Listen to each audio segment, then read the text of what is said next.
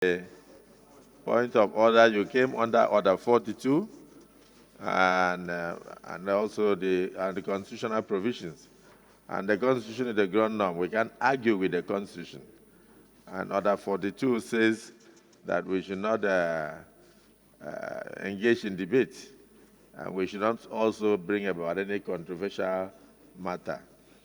But I must say that from your explanation, it will appear that Arise Television was totally misled into thinking that the bills were suspended or withdrawn by the Senate.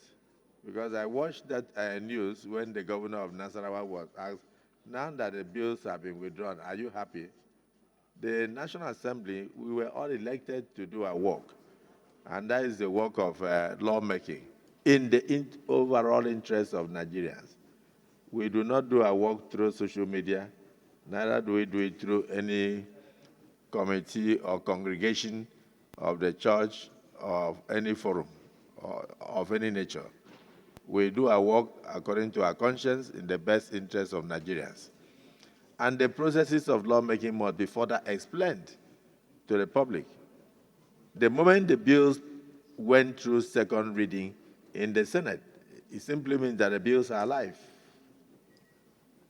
The next procedure is for the Committee on Finance to commence the process of consultations and public hearings with a view to bringing recommendations back to this hallowed chamber.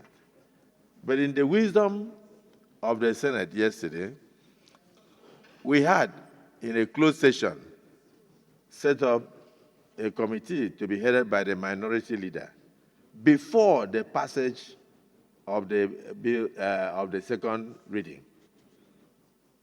And we said, in the event that some people are either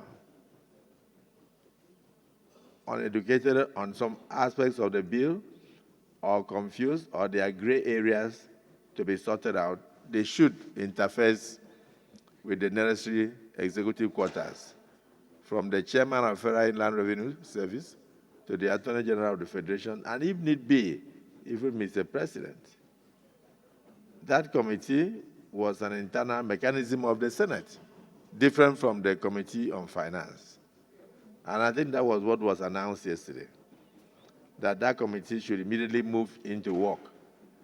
They should move into action since there seems to be some gray areas to be sorted out. And I want to thank distinguished Senator Abamoro, the chairman of the committee, because as soon as that announcement was made yesterday, he immediately started consultations. In fact, he has a meeting today that he has set up to enable him fast-track the process so that the chairman of the Senate Committee on Finance and members of the committee can commence public hearings either next week or as soon as practicable. Therefore, your point of order clearly explaining that the bills are alive, have not been suspended, the actions have not been suspended, the bills have not been withdrawn, and the bills have passed second reading in the Senate, and further legislative actions are taking place, including the setting up of this ad hoc committee. All those points are hereby sustained.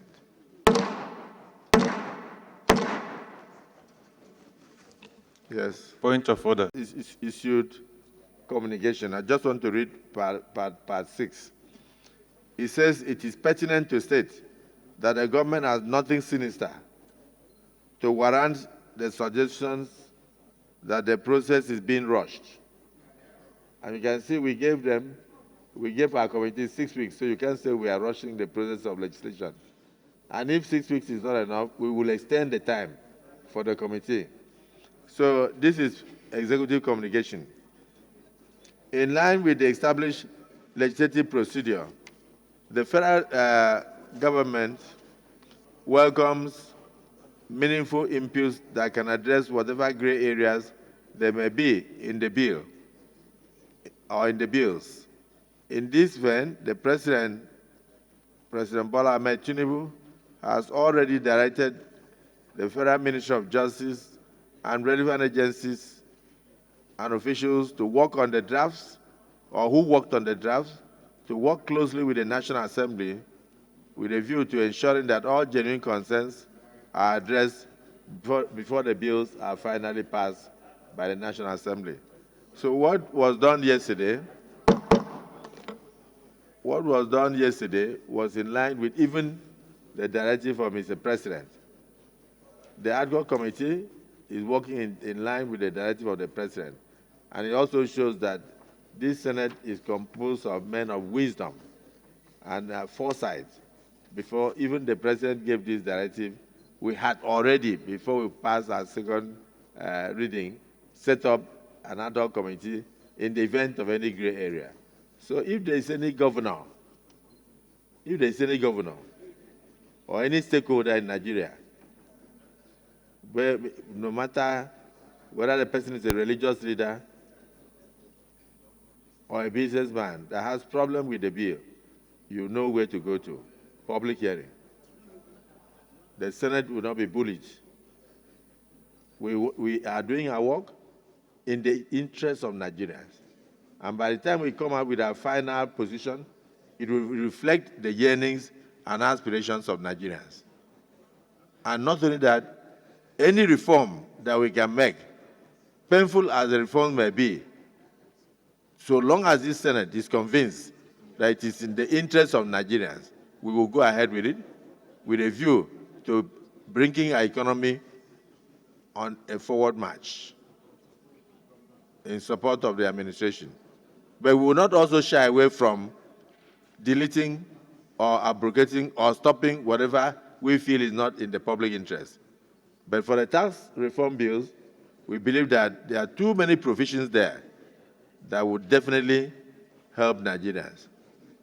You can't imagine what it means for businesses that earn less than 50 million not to pay tax. You can't imagine what it means for multiplicity of taxes to be abrogated.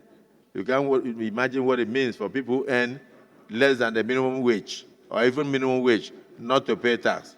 Yeah, so the exemptions are such that up to 100 million Nigerians will benefit from these tax reform bills.